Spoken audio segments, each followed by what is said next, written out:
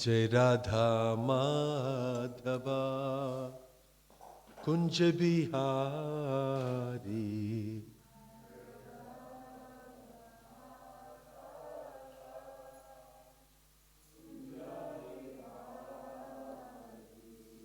Jai Radha Madhava Kunja Bihari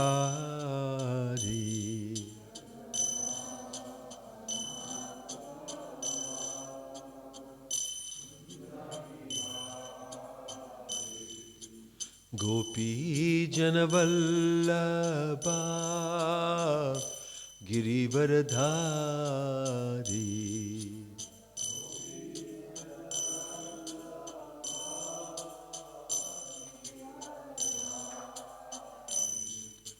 Gopi Janavallabha Girivaradhari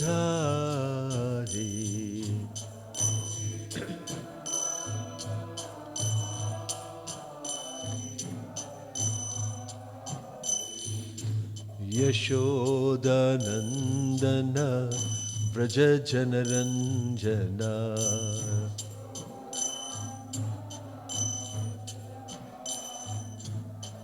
Yashodanandana Vraja Janaranjana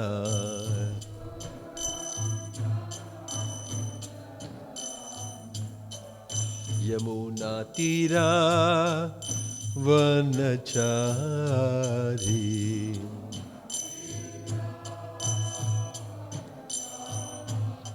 Yamuna Tira Vanachari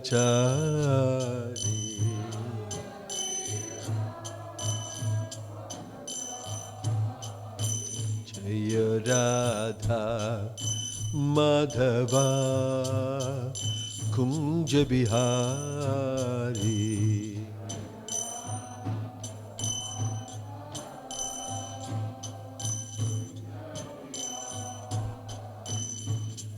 Gopi Jana Vallabha Jaya Girivaradhari Jaya Girivaradhari Gopi Jana Vallabha Jaya Girivaradhari Jaya Girivaradhari Yashodanandana Braja Janaranjana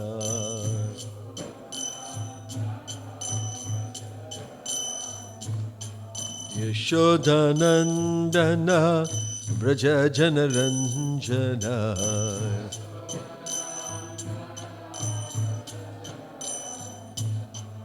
Yamuna Tira Vanachari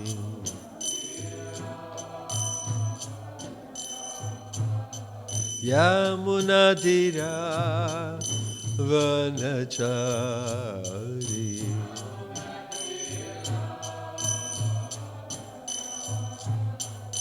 Jaya Radha Madhava Kunja Bihari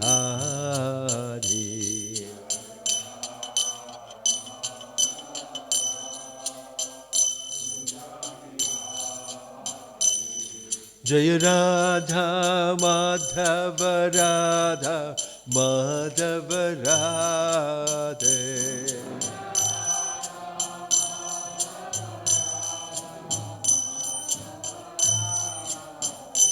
Hare Krishna Hare Krishna Krishna Krishna Hare Hare Hare Rama Hare Rama Rama Rama Hare Hare Hare Krishna Krishna Krishna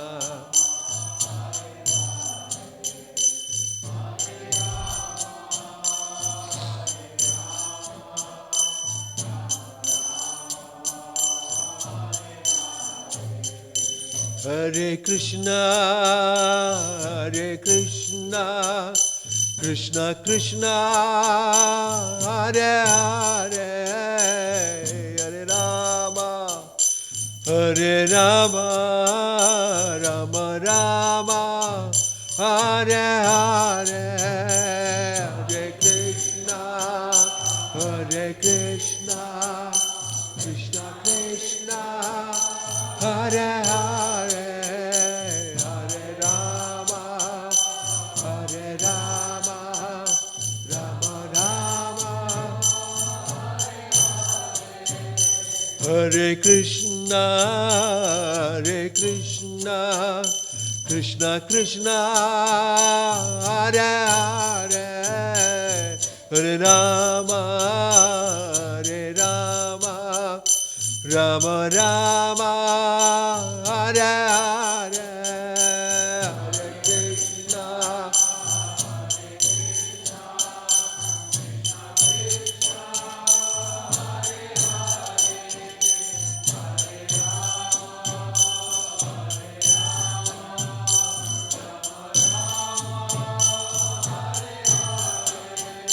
Hare Krishna, Hare Krishna, Krishna Krishna, Hare Hare, Hare Rama, Hare Rama, Rama Rama, Hare Hare, Hare Krishna, Hare Krishna, Krishna Krishna,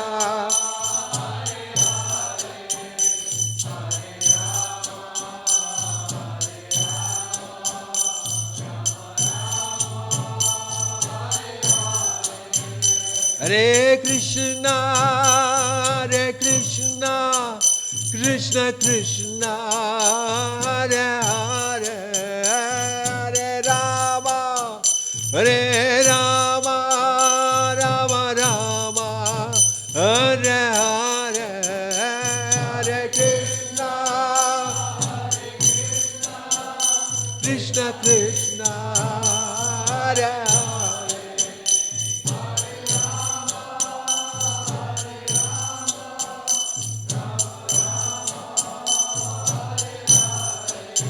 Hare Krishna, Hare Krishna, Krishna Krishna, Hare Hare, Hare Rama, Hare Rama, Rama Rama, Hare Hare, Hare Krishna, Hare Krishna.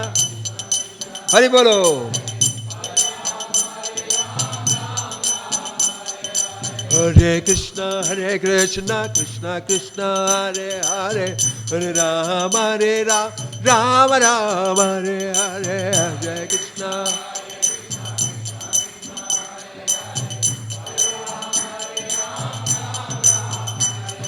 Hare Krishna, Hare Krishna, Krishna Krishna, Hare Hare, Hare Rama, Hare Rama, Rama Rama, Hare Hare, Hare Krishna.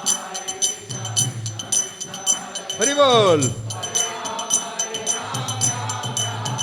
Hare Krishna, Krishna Krishna, Hare Hare, Hare Rama, Rama Rama, Hare Hare, Hare Krishna.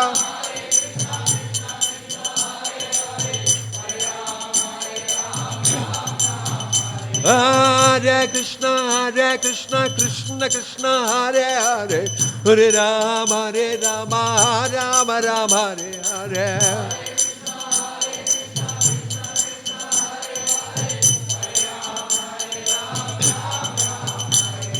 Hari Haraye Nama, Krishna Yadavaya Namaha. Hari Haraye Nama, Krishna Yadavaya Namaha. Oh Yadavaya Madhavaya Keshavaya Namaha. Oh Yadavaya Madhavaya Keshavaya Namaha. Gopal Govinda Ram Shri Madhusudana. Gopal Govinda Ram Shri Madhusudana. Giridhari Gopinath Madana Mohan. Ah, Giridhari Gopinath Madana Mohan. Oh, Hare Krishna, Krishna Krishna, Hare Hare, Hare Ram, Ram Ram, Hare Hare.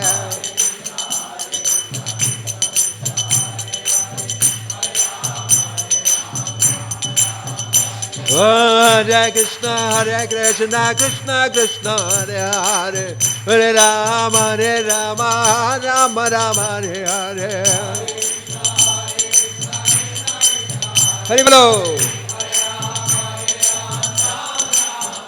Hare Krishna, Krishna Krishna, Hare Hare, Hare Ram, Ram Ram, Hare Hare.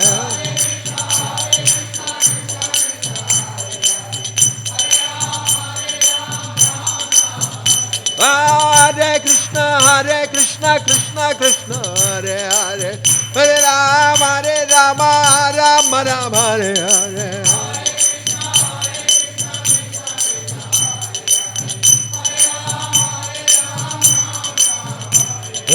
Nittai Gauranga, Nittai Gauranga.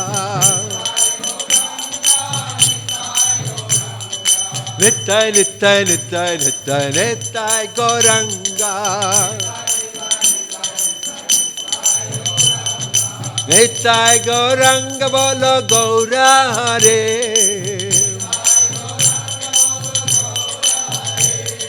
Patita Pavana Gaura Hare.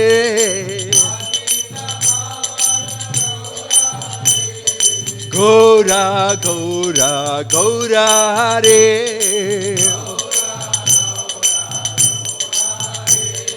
Gaura, Gaura, Gaura Hare.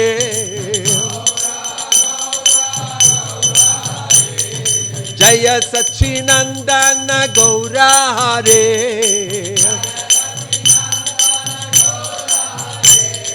Patita Pavana Gaura Hare. Nittai Gaura Haribal, Haribal, Haribal, Haribal.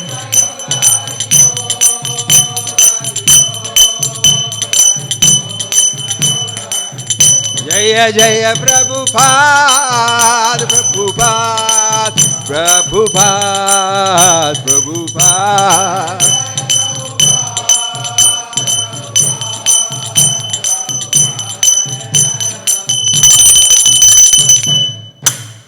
Jai Om Vishnupad Paramahansa Pariprajagacharya Ashtottara Satashi Srimad His Divine Grace Abhay Charanaravinda Bhakti Vedanta Swami Srila Prabhupada Ki ISKCON Founder Acharya Srila Prabhupada Ki Ananta Koti Vaishnava Vrinda Ki Prem Se Kaho Sri Krishna Chaitanya Prabhu Nityananda Shri Advaita Gadadhar Shivasadi Gaura Bhakta Vrinda Ki Namacharya Srila Haridas Thakur Ki Srila Prabhupada ki, Prabhupada Noga ki, Samaveta Bhakta Vrinda ki, Nitai Gaur Premanande.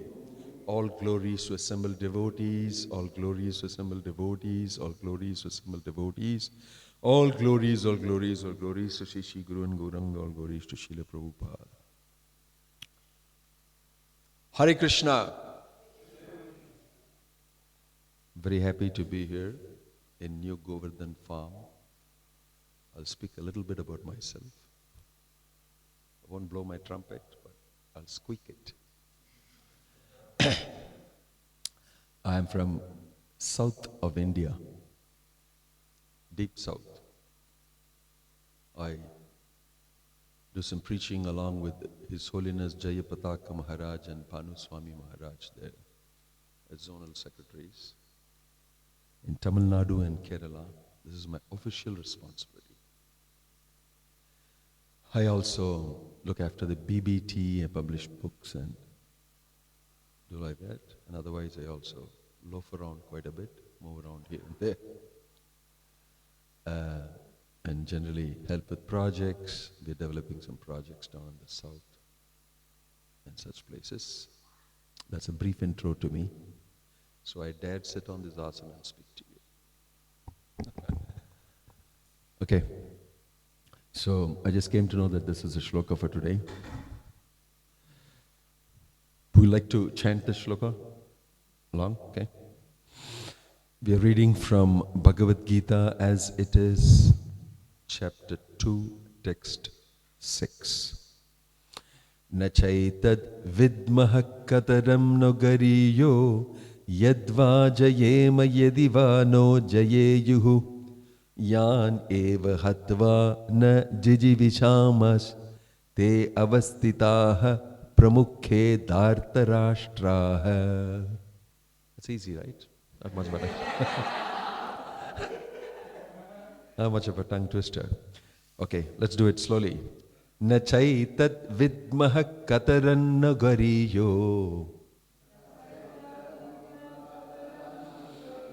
न चैतद् विद्मः कतरन्न गरीयो यद्वा जयेम यदि वा no जयेयुः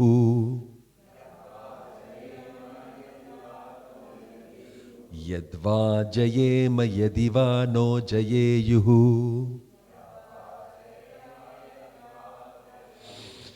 यानेव हत्वा न जिजीविषामस् यान् एव हत्वा न जिजीविषामस् ते अवस्थिताः प्रमुखे धार्तराष्ट्राः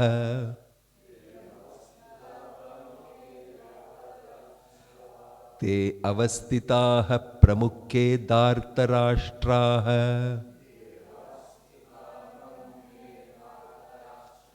One more. न चैतद्विद्मः कतरन्नो गरीयो यद्वा जयेम यदि वा नो जयेयुः यानेव हत्वा न जिजीविषामस् ते अवस्थिताः प्रमुखे धार्तराष्ट्राः.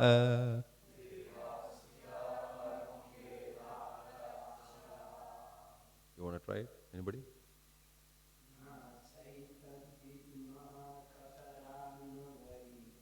न चैतद् विद्मः कतरन्न गरीयो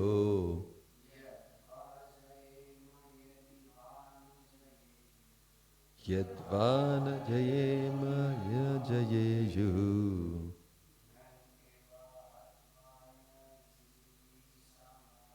यान् एव हत्वा न जिजीविषामस्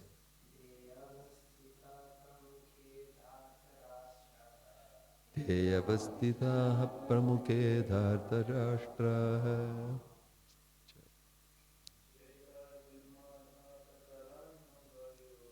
न चैतद्विद्मः कतरन्न गरीयो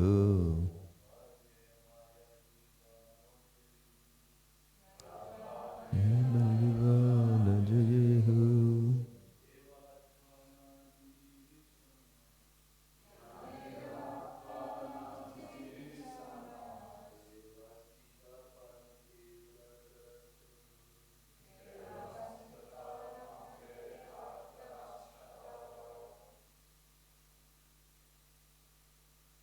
What right? Go ahead.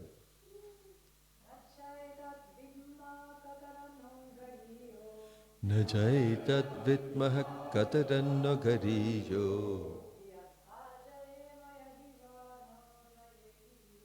यद्वा जयेम यदि वा न जयेयुः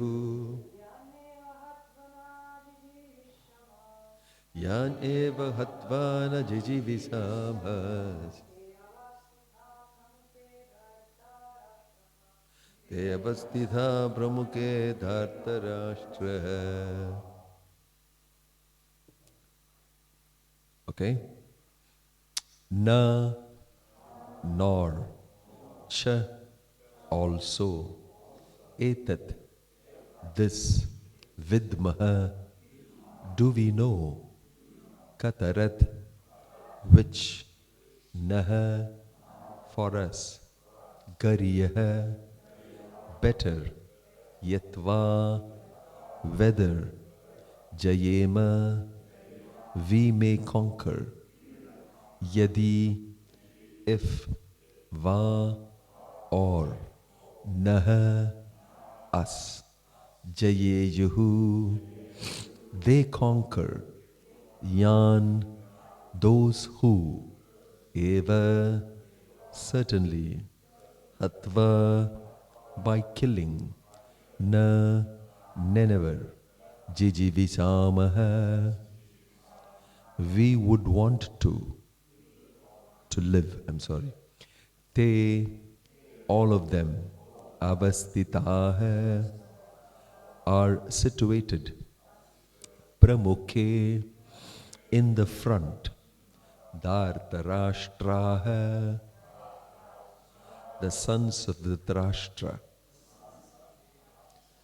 Translation and purport by His Divine Grace, A.C. Bhakti Vedanta Swami Srila Prabhupada ki. Translation, nor do we know which is better, conquering them or being conquered by them. If we kill the sons of Dhritarashtra, we should not care to live. Yet they are now standing before us on the battlefield. Purport, Arjuna did not know whether he should fight and risk unnecessary violence, although fighting is the duty of the Kshatriyas, or whether he should refrain and live by begging. If he did not conquer the enemy, begging would be his only means of subsistence. Nor was there certainty of victory, because either side might emerge victorious.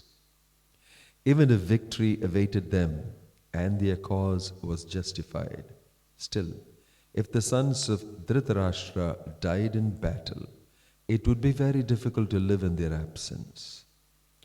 Under the circumstances, that would be another kind of defeat for them. All these considerations by Arjuna definitely proved that not only was he a great devotee of the Lord, but he was also highly enlightened and had complete control over his mind and senses. His desire to live by begging, although he was born in the royal household, is another sign of detachment.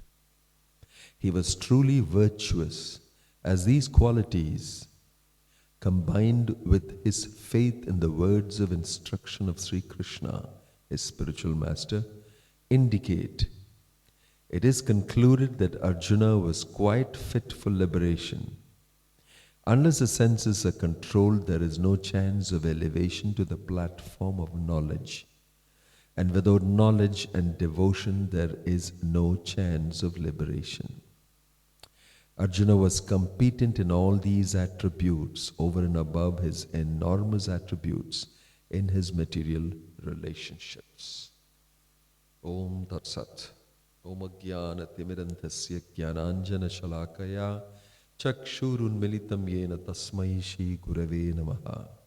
Sri Chaitanya Manobhishtam Stapitam Yena Bhutale Swayam Rupa Katamahyam Dadati Swapadantikam Vandeham Shri Guruho Shri Yuta Padakamalam Shri Gurum Vaishnavamscha Shri Rupam Sagrajatam Sahagana Raghunatan Vitam Tang Sajivam Sadvaitam Savadutam Parijana Sahitam Krishna Chaitanya Devam Sri Radha Krishna Padan Sahagana Lalita Shri Vishakan Vitamscha Nama Om Vishnu Padaya Krishna Prashtaya Bhutale Shri Mate Bhakti Vedanta Swamin Nitinamane Namaste Saraswate Deve Gauravani Pracharine Nirvisesha Shunyavadi Paschatya Deshatarine Jayasi Krishna Chaitanya Prabhu Nityananda Shri Advaita Gadadhar Srivasadi Gaura Bhakta Vrinda Hare Krishna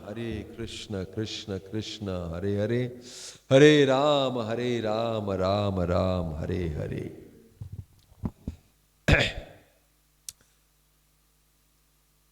Hare Krishna.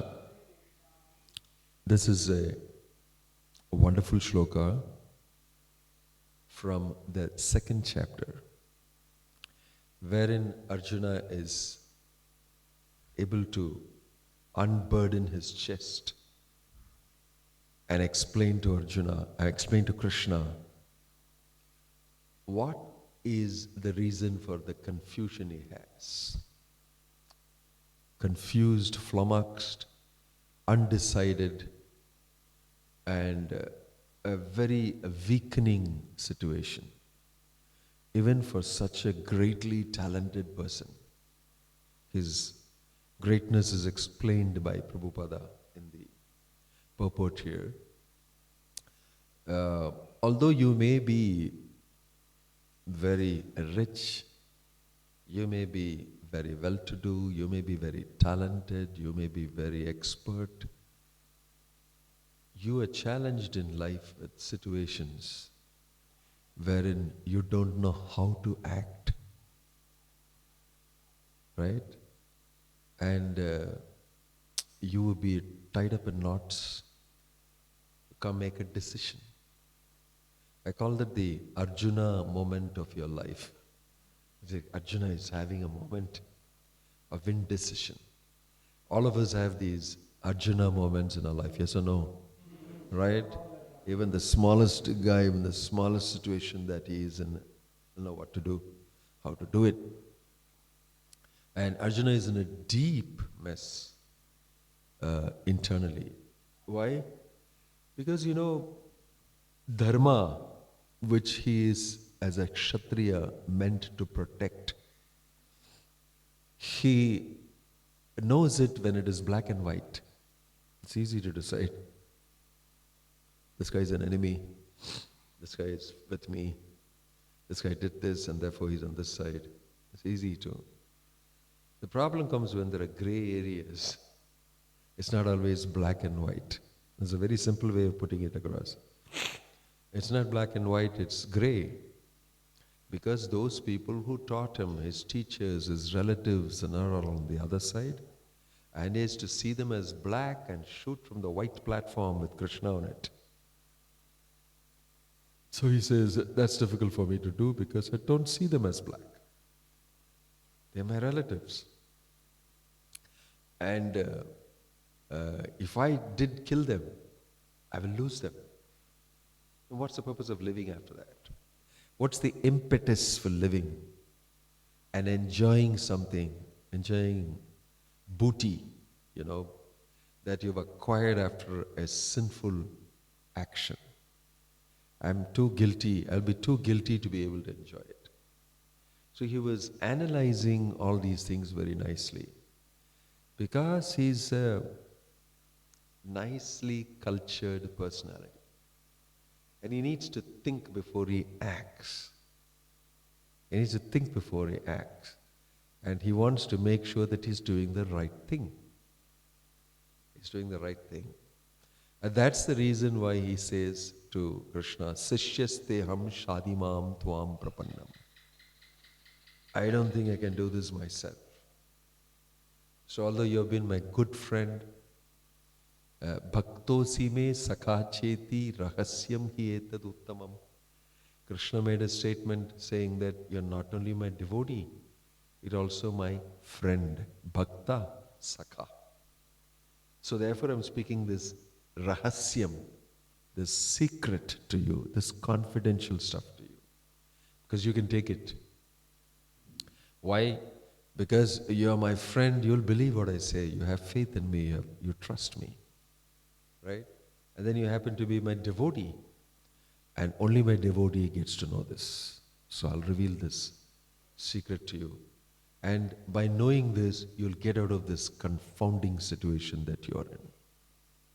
So Krishna is giving a prize jewel of a solution. Why? Because I know you and I want to help you. I want to help you out of it.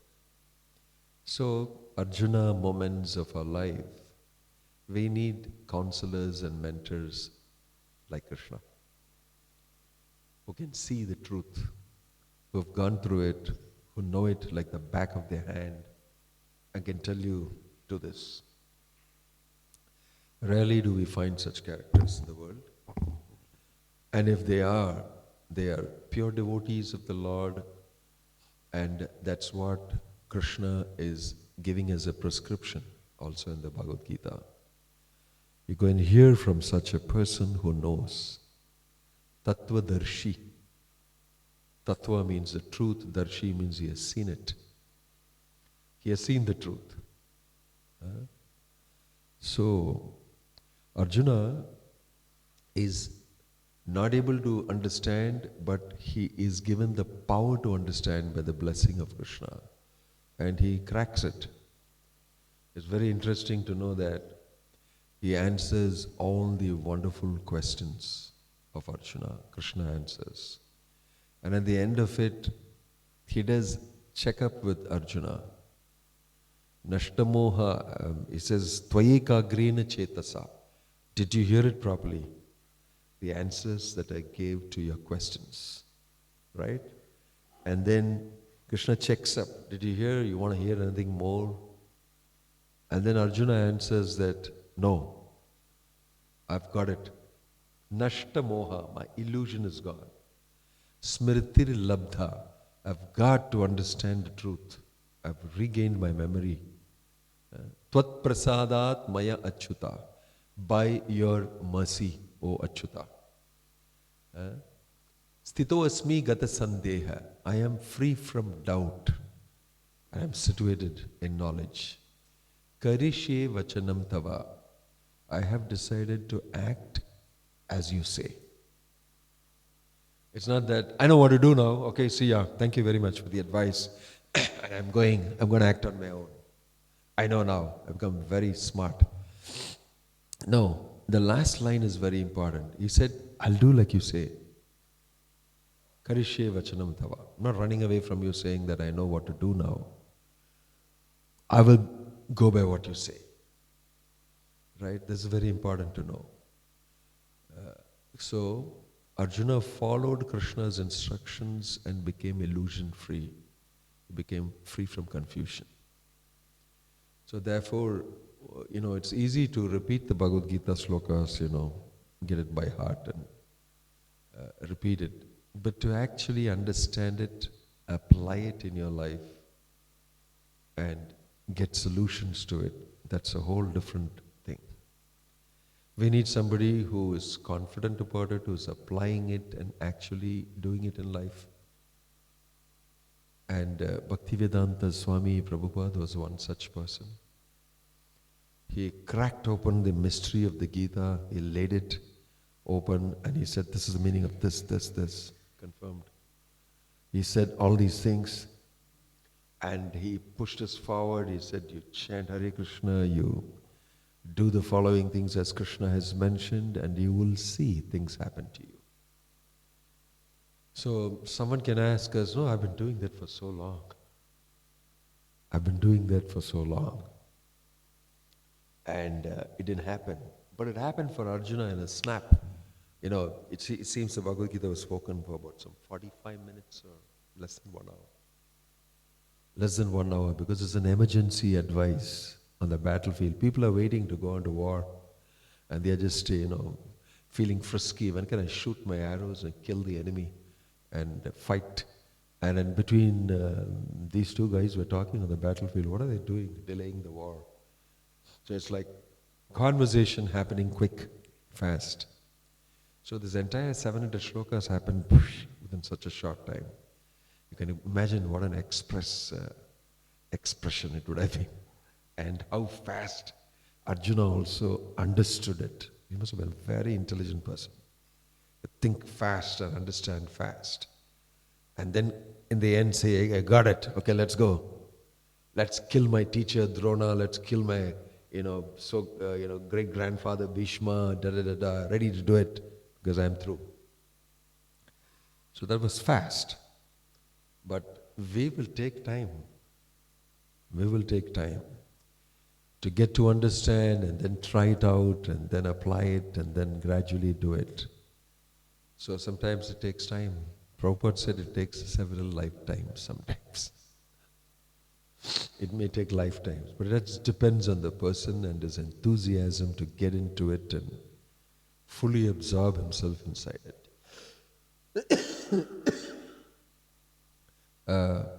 So, the logic that Arjuna is employing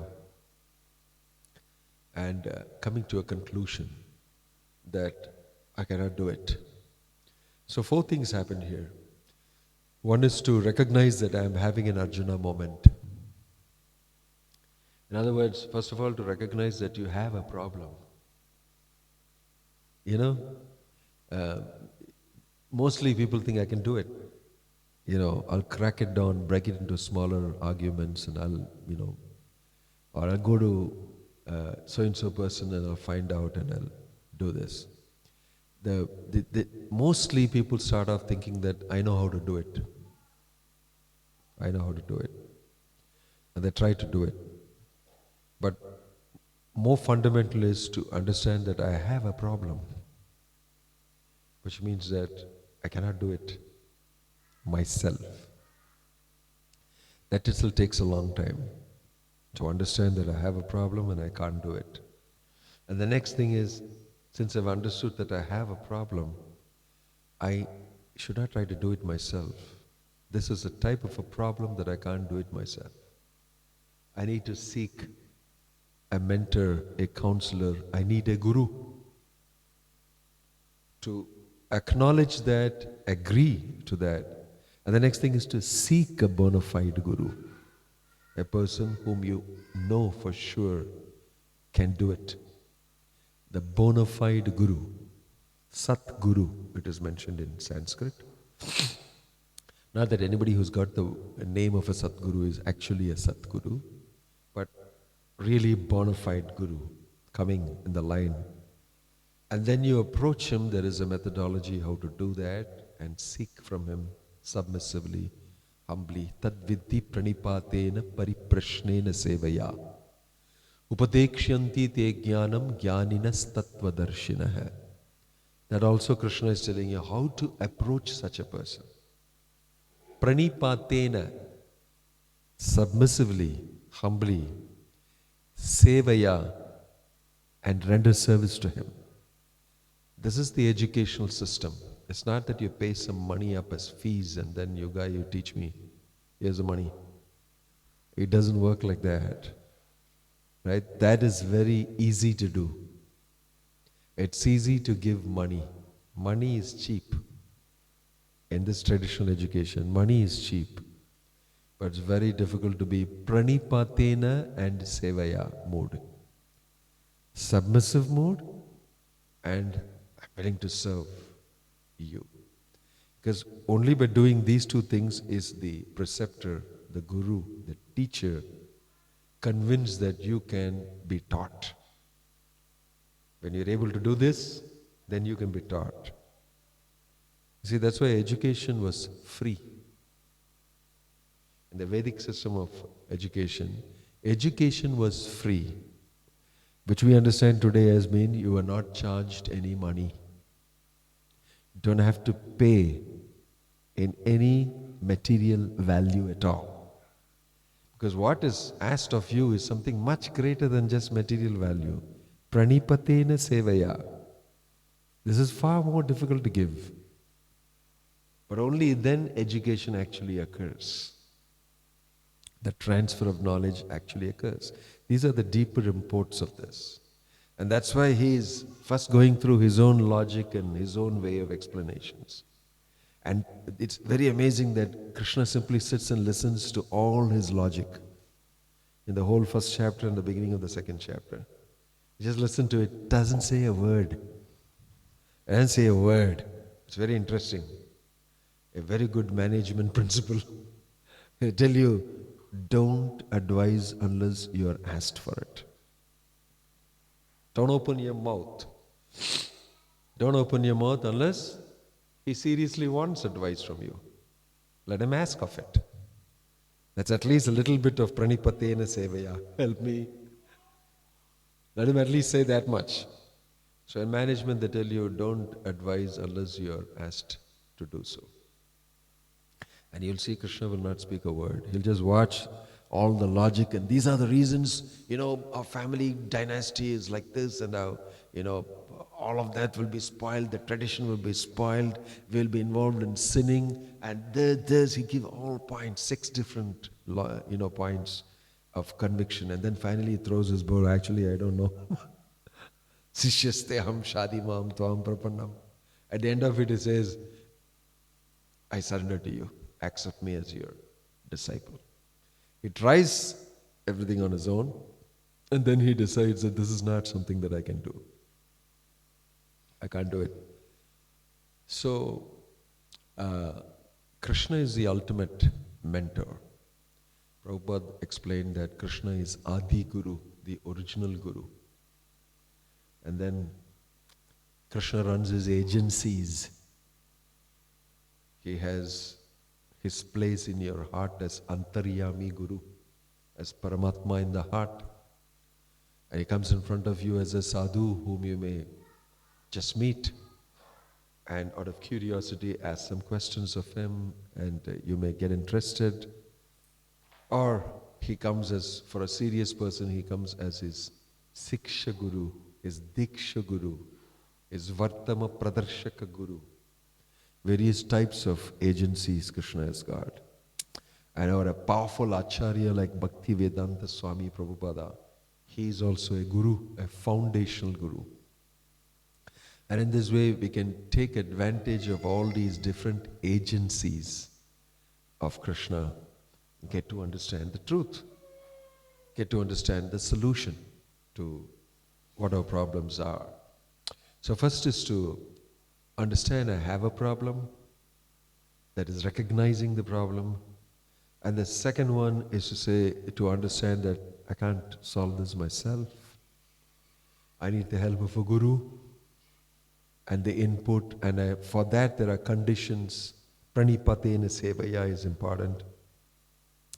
And therefore I will surrender myself and I will render humble service so that the guru can actually confer knowledge to me, and then with that knowledge I shall act, because that's the instruction. Karishye vachanam tava, I will act as you have said, and I'll also act according to what you said, not according to my own whim and fancy. I think that this would have been better than what you told me. I don't act in some other way. I karishye vachanam tava, exactly like you said, I'll act. In this way I become successful. So these are all, systematically understood by Arjuna, and he executes it, and he's victorious. He's victorious in the end. He was so confused in the beginning. And then it's not that he didn't go through many challenges in between. He went through a lot of challenges. He lost his 5 sons. He lost his eldest son Abhimanyu, and he went through a lot of problems. It's not that Krishna told him, I spoke the Bhagavad-gita, no, nothing will happen to you. You'll be happily executing it. No, he went through challenges. And it's not that he turned around to Krishna and said, listen, you're my friend, you're my chariot driver. You just spoke the Bhagavad-gita to me. You didn't tell me these things are going to happen to me. That my son will die, that my 5 children will die, the Pandavas' 5 kids were killed by Ashwatthama. You didn't tell me all this. He didn't ask questions like that. He didn't ask him those type of questions. Because he understood in reality how it would be. But at the end he was victorious. As far as the war goes, he is victorious. As far as his life goes, he became victorious. He became a good instrument of instituting dharma. And he became personally also happy, in the sense at the end he became self-realized. He went back to Godhead. All these things happened to him. You see, all these things happened to him. Here, moralists and people who are ethically oriented would interpret this as a humane attitude of Arjuna. That Arjuna is not only dry spiritual guy, he's humane. He has consideration for his relatives. right? Sometimes we are pitted against making choices between being spiritual and being humane.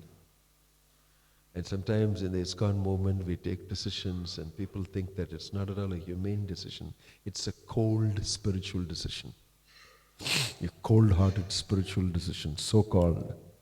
And you're always trying to balance these things together. And that's happening to Arjuna. He said, how can I shoot people who have been teaching me? And it's difficult for me. It's morally wrong. It's in principle traditionally wrong. It's not dharmic to harm people who have given you something. So he has humanity and all those things part of it. But then Krishna gives reasons, amazing reasons. The Bhagavad-gita is not an ordinary, simple problem. That Arjuna's problem is not, it's a very complex problem.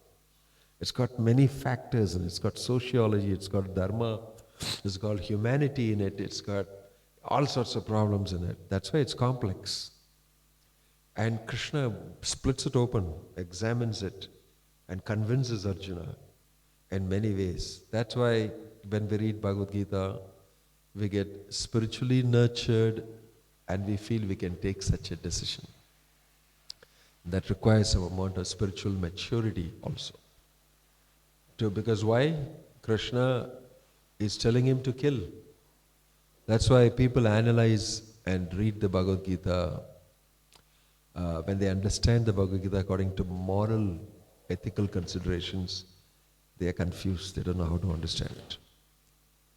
And mostly you get the negative comments on Bhagavad-gita.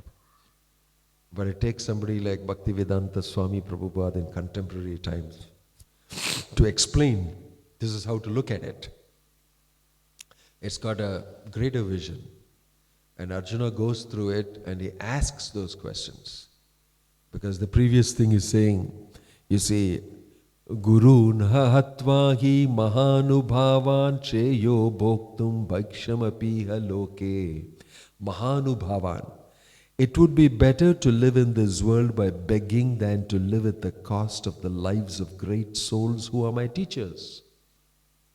Even though desiring worldly gain, they are superiors. If they are killed, everything we enjoy will be tainted with blood. How can I enjoy that? So these are moral, ethical considerations, cultural considerations, and all that. So he had good humanity involved in it.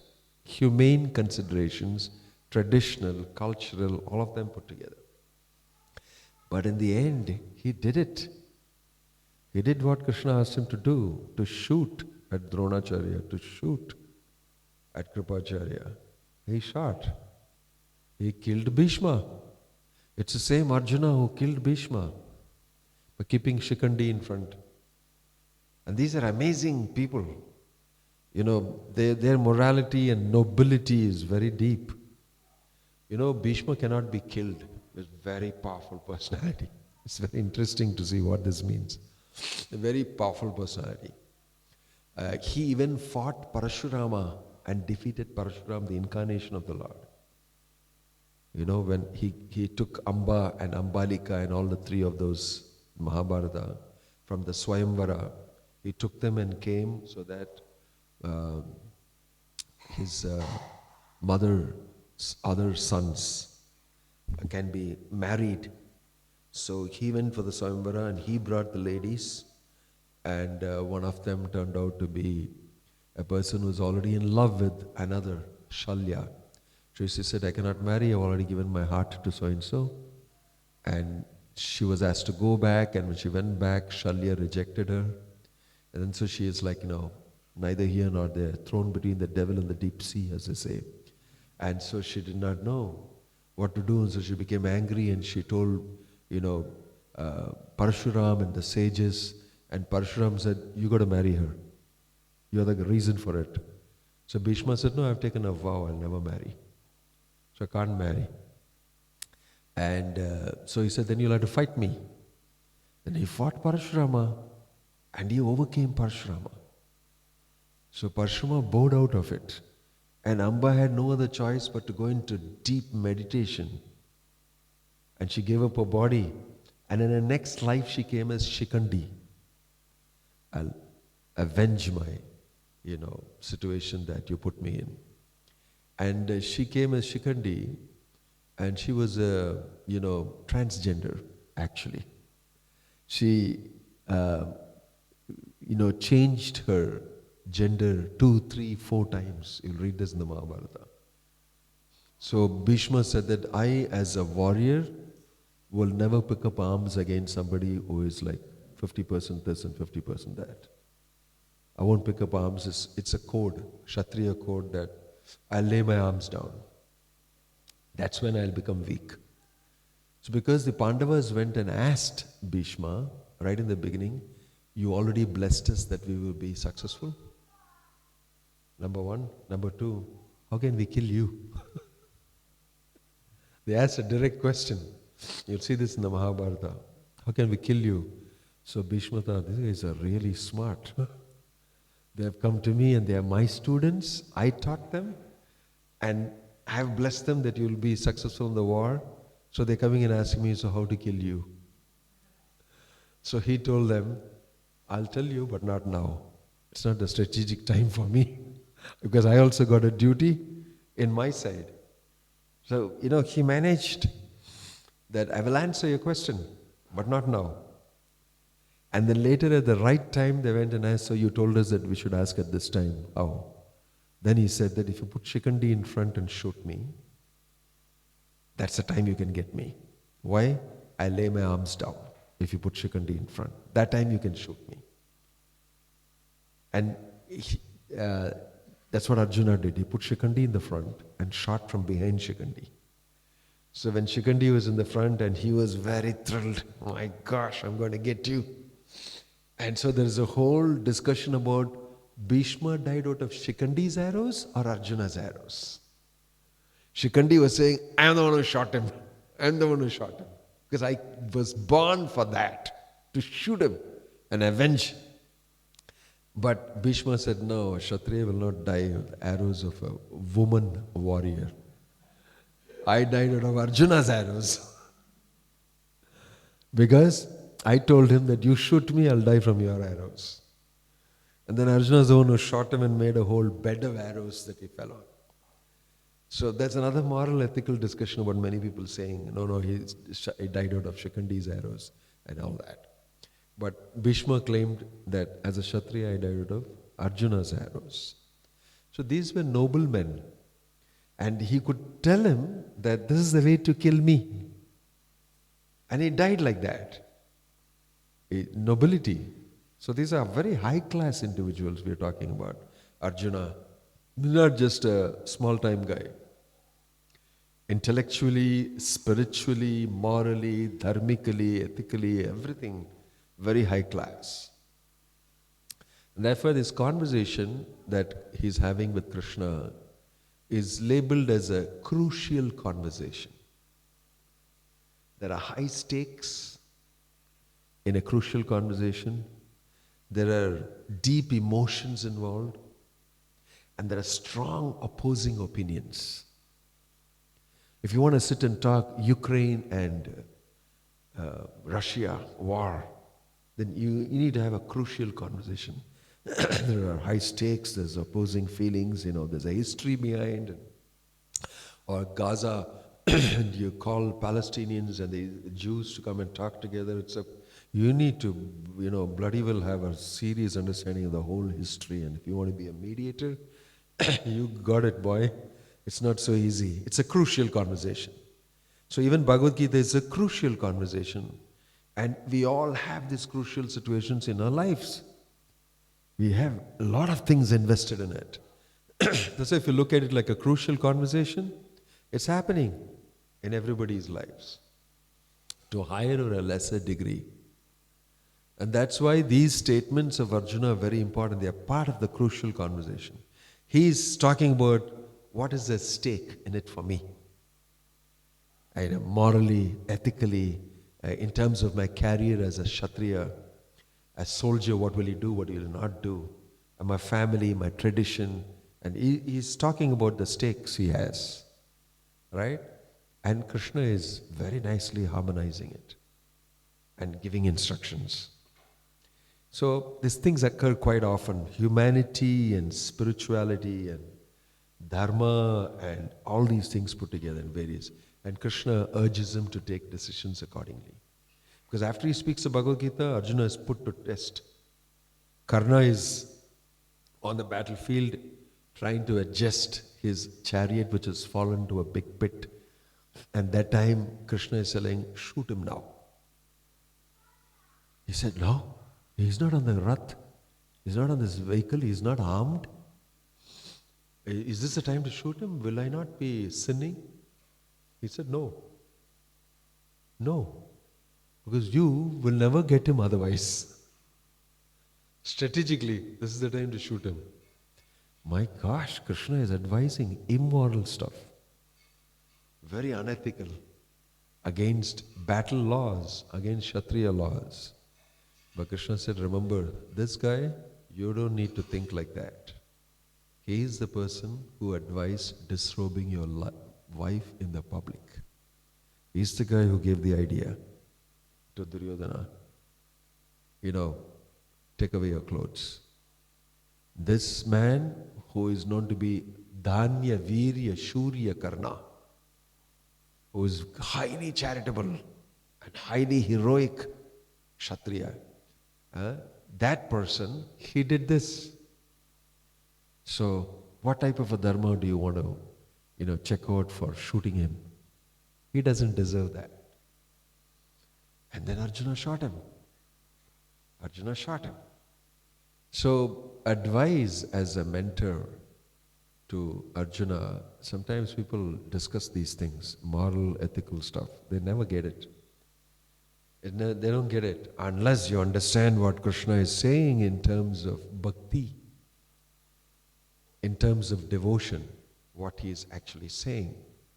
So when you see these statements made by Arjuna, you will see that he has reasons to think so.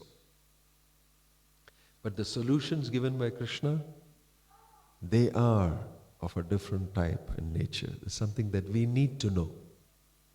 We need to know in life.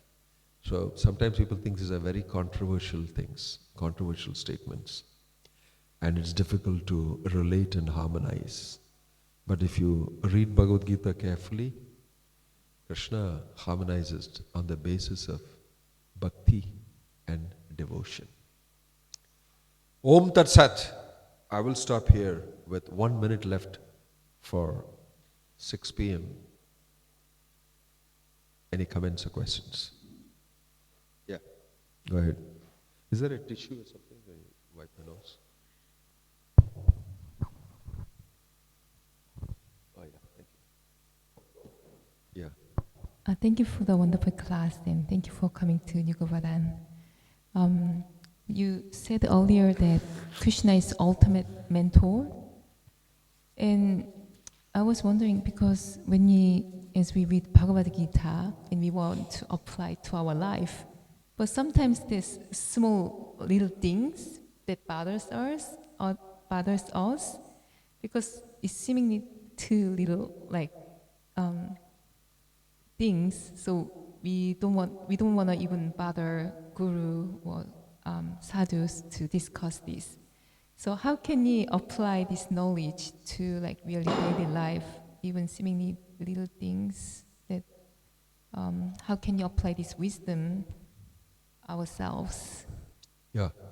So yeah. Small things in life. There's a famous Pulitzer Prize winner, author. You've heard of a lady called Arundhati Roy from India. She's a great writer, activist and speaker and all that. She wrote a book called The Lord of Small Things. The Lord of Small Things. Of course, she's, I think, a little atheistic,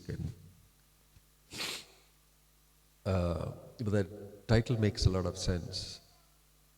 In the Bhagavad-gita, Krishna says that even small things, I'm the one who's helping you. He makes that statement in Bhagavad-gita. Yogakshemam vahamiham. You know that famous shloka? which in India, the Life Insurance Corporation uses that, Yogakshemam Vahamya. We will help you. Yogakshemam Vahamyaham. That, Ananyas chintayanto mam ye janaha paryupasate tesham nityabhiyuktanam yogakshemam vahamyaham. This is the shloka. For one who is always depending on me, thinking of me, ananya chinta means doesn't think of other things, doesn't have anybody else to put his faith in this thing in. For him, I carry what he lacks and deliver what he doesn't have. Okay? And then Prabhupada gives a famous story of that Arjunacharya, that simple Brahmana, who also had the same doubt. What? All small things also Krishna does for me? Does he give me my everyday food? I go around as a Brahmana, I go and ask a bhiksha, and some days I get, some days I don't get. You mean to say Krishna is involved in that? Obviously he's not involved. It's my effort.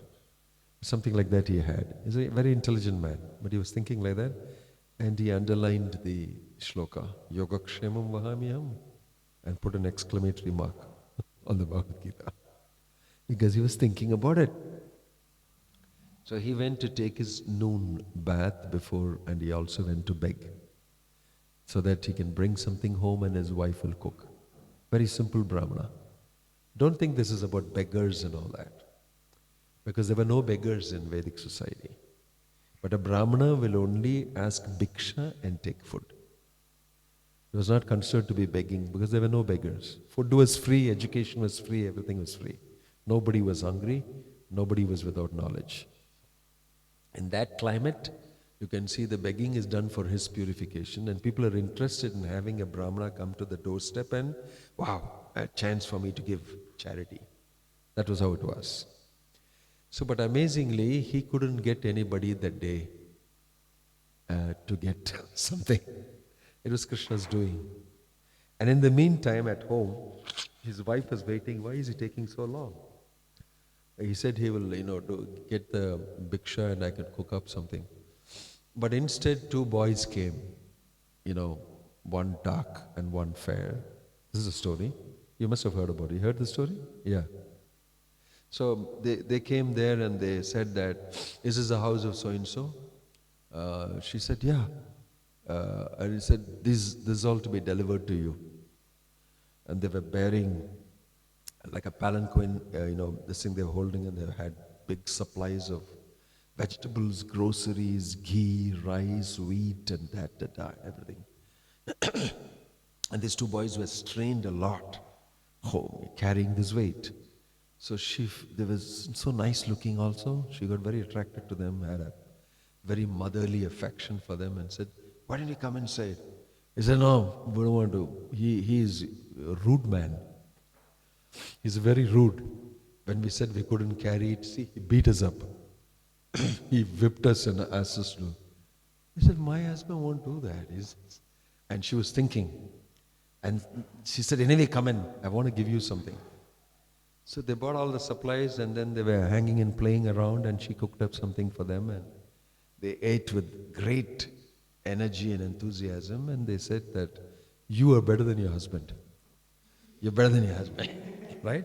And they went away. And as soon as they went away, the Brahmin came back. And the Brahmin came back, and he was saying, I got nothing today.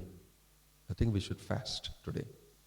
And she looked at him and said, how rude you could be. He said, what? And what is all this? Where did you get all these supplies from? He said, you're the one who sent those two boys, no? I didn't send any two boys. I didn't get anything anywhere. I'm coming barehanded. Nothing happened. What two boys? And then they said that you beat them. I said, no. But then it struck him. It struck him like nothing. He said that it's because of me doubting Krishna. And I underlined on the Bhagavad-gita, which is Krishna himself. And they have shown that on the back, saying that, see, you're so rude, doesn't have faith that I look after him from moment to moment. Everything I provide.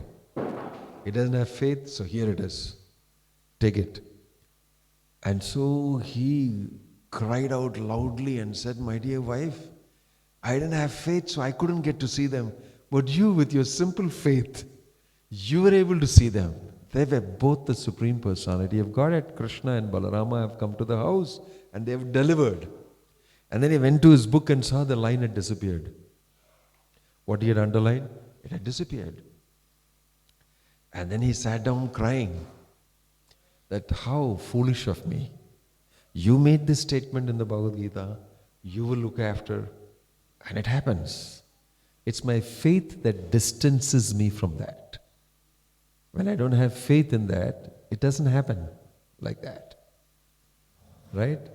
So even small things in life, a devotee as he advances in his faith, Adhau Shraddha Tata Sadhu Sangha Tata Bhajana Kriya, many things happen in his life. And it is not dependent on whether physically certain things happen or don't.